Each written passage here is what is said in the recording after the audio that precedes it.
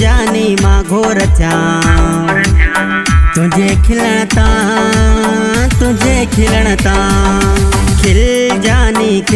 जानी मां घोर थिया तुझे खिलण ता तुझे खिलण ता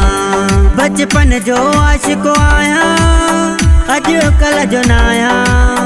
पुछी ॾिस तूं पंहिंजी दिलि खां कूड़ो मनाया खिल जानी मां घोर थिया तुझे खिलण ता तुझे खिलण ता खिल जानी मां घोर थिया तुझे खिलण ता तुझे खिलण ता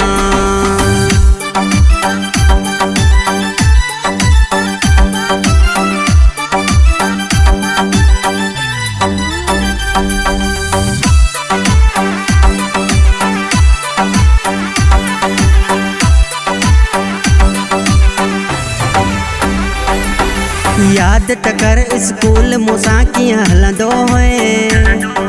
वाट सॼी हथो हथ में ॾेई गॾु खिलंदो हुए याद त कर स्कूल मूंसां कीअं हलंदो हुए वाट सॼी हथो हथ में ॾेई गॾु खिलंदो हुए महल रिसेस जे ख़ाली गिलास जे कमरे में लिखी स्लेट ते नालो मुंहिंजो चुमंदो हुए बचपन जो आशिको आया अॼुकल जो नाया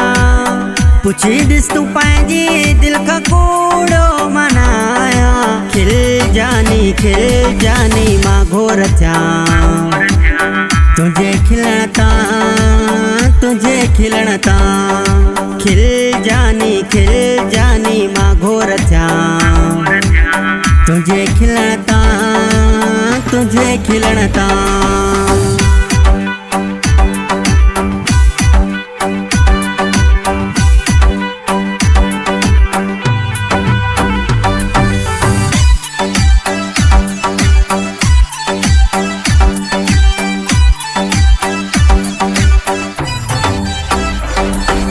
दर्जो पंजो असां यार जॾहिं पास कयो वॾनि असांजी पुठी ठपे शाबाश चयो दर्जो पंजो असां यार जॾहिं पास कयो वॾनि असांजी पुठी ठपे शाबाश चयो छहें में प्यारा पाण जॾहिं आयासूं धार क्लासन में जीअ जलायासूं बचपन जो आशिको आया अॼुकल जो नाया पुछी ॾिस तूं पंहिंजी दिलि खां कूड़ो मनाया खिल जानी मां घोर थिया तुझे खिलण ता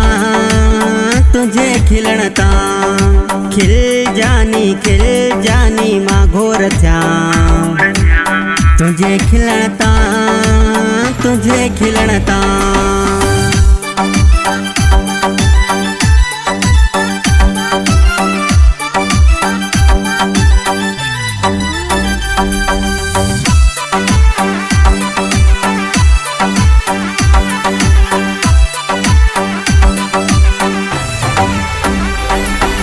जॾहिं जवानी दुश्मन आई ॿिनी मथां